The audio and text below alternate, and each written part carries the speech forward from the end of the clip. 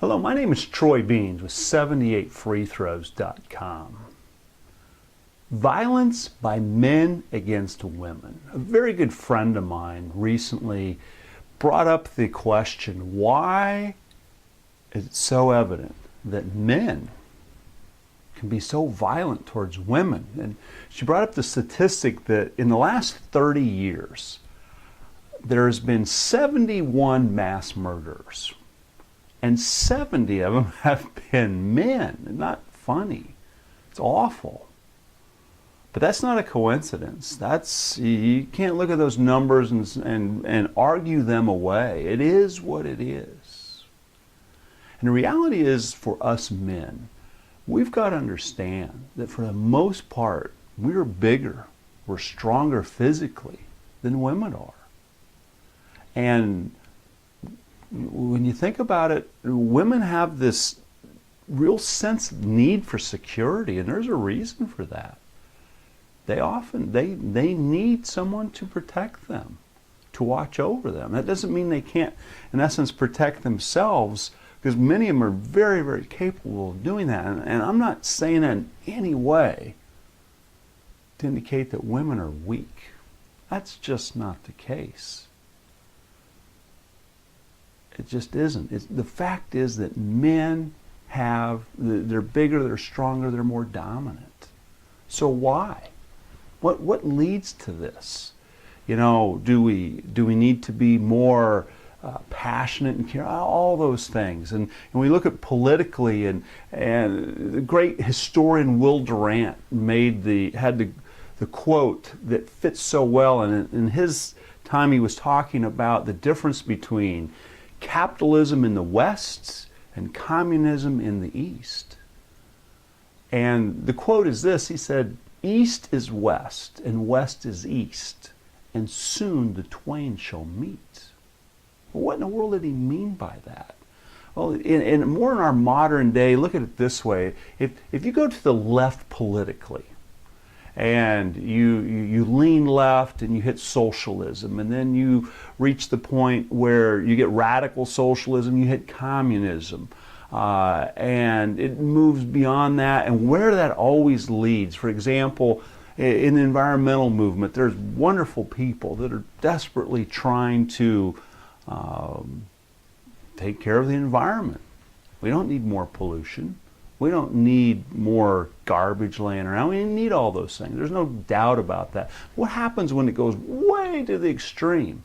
Well, you end up with the Earth Liberation Front, who started going around and burning down car dealerships, and they didn't like Vail because of burn too much carbon or whatever. So they went up and they burned down one of the lodges in Vail Mountain. It becomes violent. It reaches a point where it's okay for people to die, burn things up. That's far left, but if you go right, you get the exact same thing.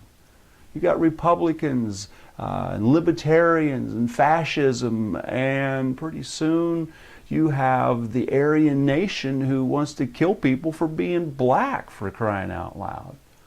And you have the KKK, and where do you end up? You end up in the same place. Violence and destruction, lack of choice.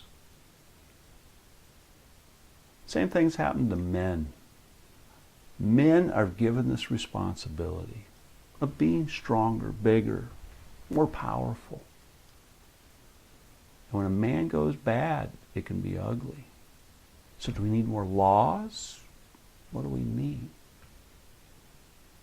In the Bible, in Peter 5:8, it talks about the devil walks around as a roaring lion. And it's true. Now, some people will immediately discount, well, you can't talk about the Bible because look at what Christians have done.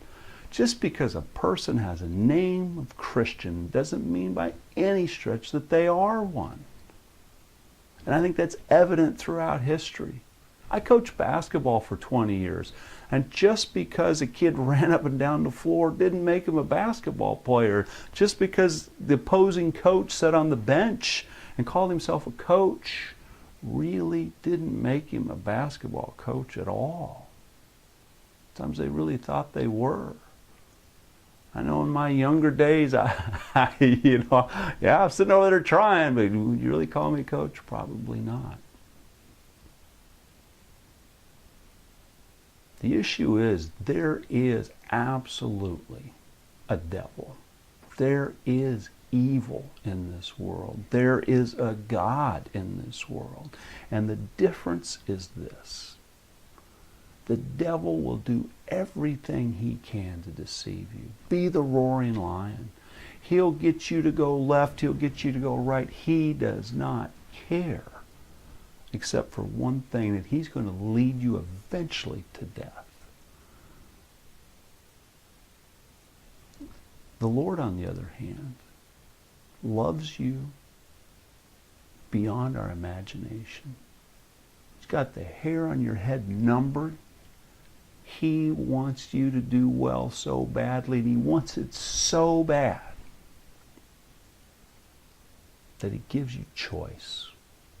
He wants your heart, but he is not going to take it. He's not going to take it at all. He wants you to choose to give that heart to him. And when you do that, and you allow him to change your heart and change who you are and change the person that you are, you become loving and kind and caring. And as a man, you become protecting. And you look after and you take care of women. You honor women. And you do everything you can to do that. That is the direction that God leads us. But he's not going to coerce you to do it. So, are more laws going to protect women? Well, it doesn't hurt to have laws, but the more you have, people who have evil in their hearts, going to break them. More police. When we try and coerce people to be a certain way, it fails. This guy who went this mass murder just a couple weeks ago, blaming women, blaming other things, people for his fault. Whose fault was it that this young man at 22 killed 6 people? It was his. Absolutely his fault. He chose. He was given the freedom to choose, and he allowed evil to infect him in such a way that he finally wanted to go out and kill people and kill himself.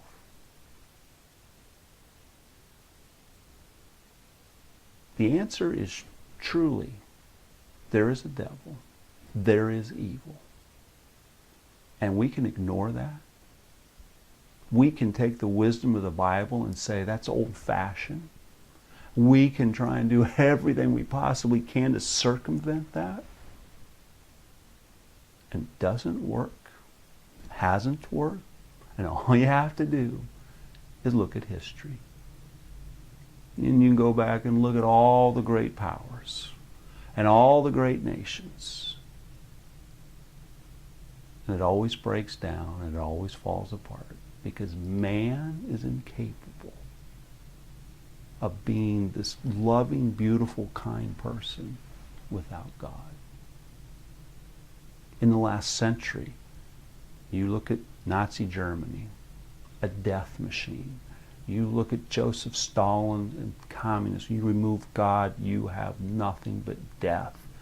Estimates as high as 60 million people.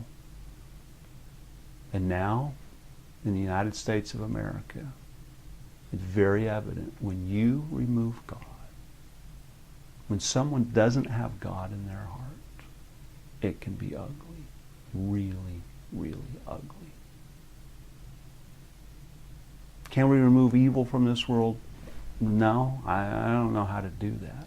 But I do know how to remove evil from my own heart. And that is to give my heart completely over to Jesus. And when I do that, it changes me. It makes me a better person. Thank you for watching this video. Love to hear your comments. Love to know what you think. Please leave a comment below. If you have a question that you would like me to answer, I'd be more than happy to do that. Talk to you soon.